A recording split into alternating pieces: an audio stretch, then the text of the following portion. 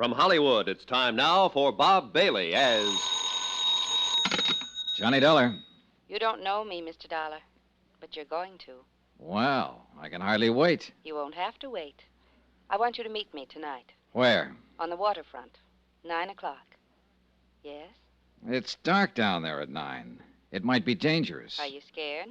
Strange women always scare me. Where on the waterfront? Pier 29. That's where the Molly Kay was birthed before she sank. Molly Kay was my mother. Meet me at 9? I don't know. Blind dates never work out for me. I'm always sorry afterwards. You won't be sorry this time. Is that a promise? That's a promise.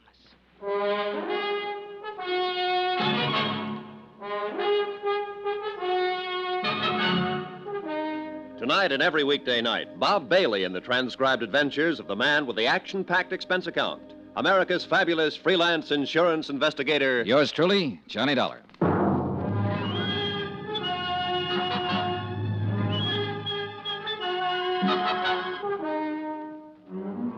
From Special Investigator Johnny Dollar, present location San Francisco, to the Home Office, Marine and Maritime Casualty Limited, Hartford, Connecticut.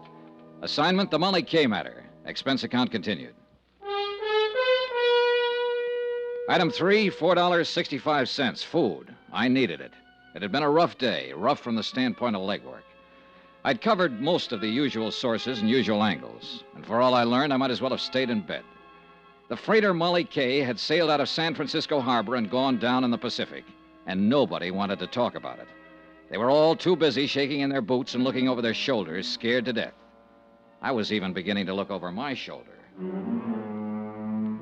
Item 4, 70 cents, taxi to the Embarcadero. Sure, I kept that blind date. I wouldn't have missed it for the world. Here, keep the change.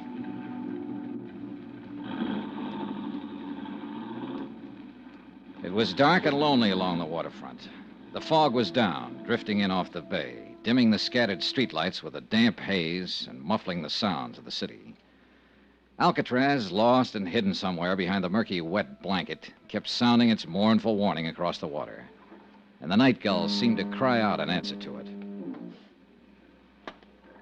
I crossed the siding tracks and headed toward Pier 29 and toward whatever was waiting for me there. Or whoever. The office and warehouse of the Brawley Shipping Company, owner of the Molly Kay, was about halfway out the pier. I'd been there earlier in the day and found it closed and locked. But there was a dim light burning there now. I headed toward it. Just about then, as I passed under the last wharf light and turned toward the office door, I started to get that old feeling. I'd had it before in other places. Once in the heart of an Orinoco jungle, in an alleyway in the Casbah of Algiers, one time in London Soho, and again in Suez. Somewhere close by, hidden by the fog and shadows, there was somebody watching me. I stood listening, straining to hear some telltale sound from the darkness. Nothing. But there were a dozen hiding places within a radius of 50 feet, and I wasn't fool enough to start searching them, not knowing what I'd find. I turned to open the door to the Brawley office. Get your hands up, Mac. He'd been standing behind a post right beside the door. Okay. Now, what are you prowling around here for? I was restless, couldn't sleep, and I loved that foghorn. Wanted to get close to it. Knock it off, wise guy. This is a gun in your back, not a peppermint stick. Oh, don't say things like that. I faint easy. One more smart crack at... Wait a minute. Turn around toward the light. Sure. I'm always glad to oblige. Just sucker up. All right, come on, let go of it. Stop it. You... Let go of that gun. You're gonna break my... All right.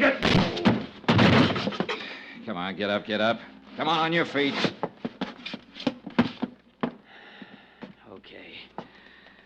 Okay, Dollar. So they're right about you. You are tough. Is that what they say? I've heard it around. Then how come you jumped me? I didn't know it was you, not till you turned toward the light. Just saw somebody was prowling around the office here. Who's there? What's going on? It's all right, Ellen. Dean, what are you doing here? I could ask you the same thing. Why, I just came down to do some work on the books and... Oh. This is that insurance investigator, Johnny Dollar. Yes, I know. What do you mean you know? I asked Mr. Dollar to meet me here tonight. Why? What are you up to? Nothing. I wanted to talk to him, that's all. Down here alone, huh? At this time of night. Dean, suppose we talk about it tomorrow. Okay. That's the way you feel. It's not a matter of how. We'll discuss it tomorrow. All right. Oh, the gun, Dollar. Do I get it back? Oh, sure. Here you are. Don't let anybody take it away from you now. Don't worry. They won't. I'll see you tomorrow, Dean. Yeah. Yeah, sure. Come in, Mr. Dollar. I followed her into a suite of offices that were a lot plusher on the inside than they were on the outs. Mahogany paneling, leather chairs, rugs, sofa, an open fire burning. Small, but cozy, like the girl herself. So we talked. The weather, the fog, the weather yesterday, how we like San Francisco, sparring-type talk. Then finally came the tip-off that we were going to get down to business. Would you like a drink, Mr. Dollar? I poured scotch for both of us, and the clink of ice served as opening bell for the first round. Mr. Dollar sounds so oddly formal. Do you mind if I call you Johnny? Johnny it is. And you? Ellen Brawley. I guess I am a little slow in introducing myself. But it upset me. Dean being out there, I mean. And acting the way he did. You're Captain Brawley's daughter. Yes. As I told you on the phone, Molly Kay was my mother's name. Father thought the world of her. It broke his heart when she died. Later, he named his ship after her. And now the ship is gone, too. Yes. Ellen, what about this man you call Dean? How does he figure in this? Dean Sutton, he's an exporter. I've known him for some time. He's not usually the way he was tonight. Jealousy always makes a difference. Jealousy. Sure, it's stuck out all over him. He just does business with my father. It was his cargo that sank with the Molly Kay. Grain, bound for Japan. Oh, I see. I've gone out with him quite a lot, but he takes far too much for granted.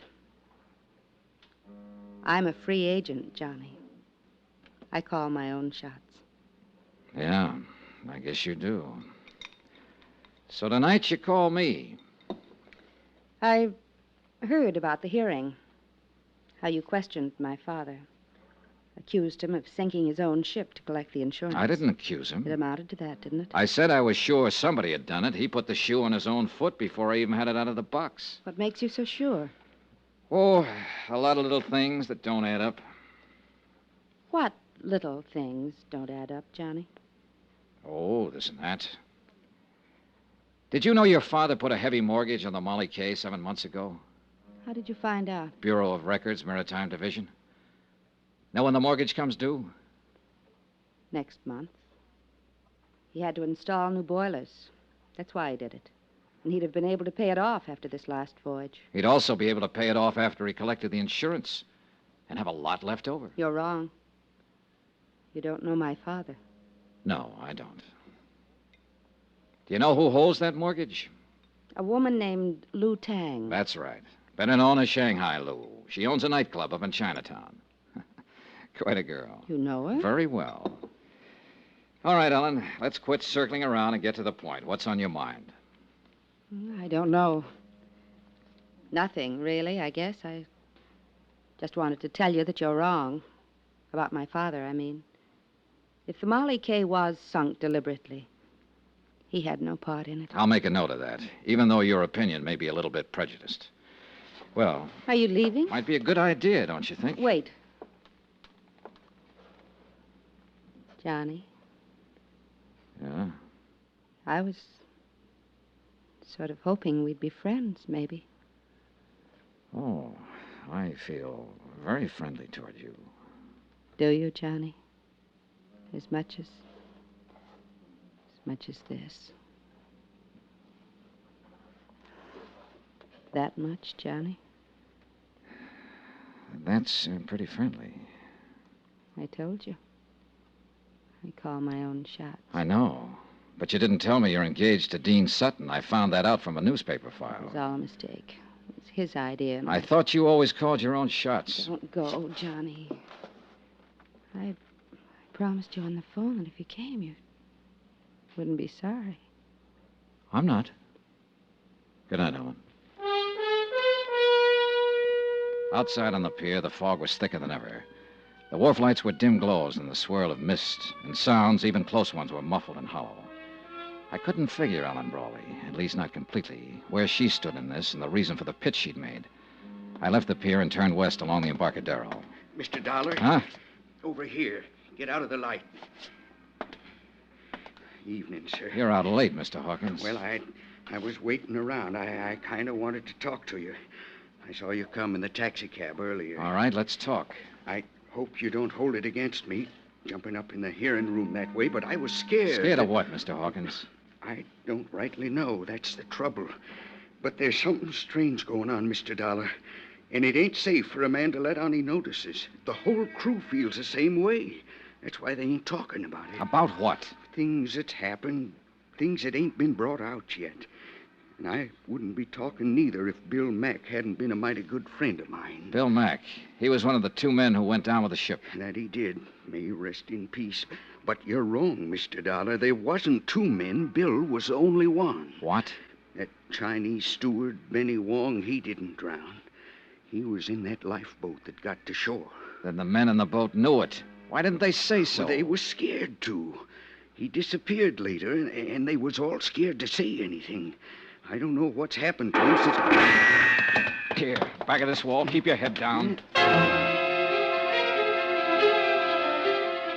I crouched behind the concrete tide wall, my gun drawn, and peered into the darkness, trying to catch some sign of movement behind the blanket of fog, listening for some faint sound that might be the giveaway. Nothing. And to go hunting in those shadows against somebody who knew the waterfront would be about as healthy as stepping out in front of a truck. I gotta get out of here, Mr. Dollar. I gotta get away from here. Hawkins, wait! I ain't doing any more talking. And it won't do you no good to ask. They know every move a man makes. I got nothing more to say. All I want is to stay alive. So that was that. Fear again. He was scared to death. And I couldn't very well blame him. That shot had come close. But there was one thing Hawkins hadn't thought of. I had. And I didn't like the thought. That bullet might not have been meant for him. It could have been aimed at me.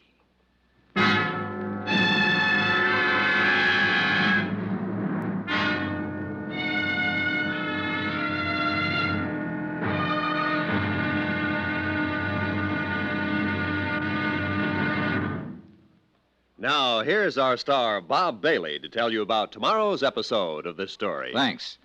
Tomorrow night we find out that a dead man can tell a tale. It all depends on how he died. Join us, won't you? Yours truly, Johnny Dollar.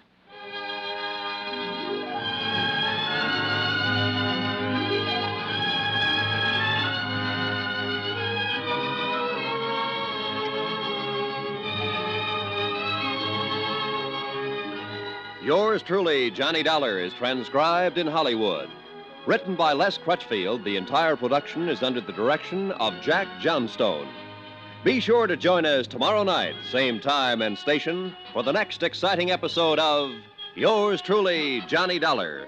Roy Rowan speaking.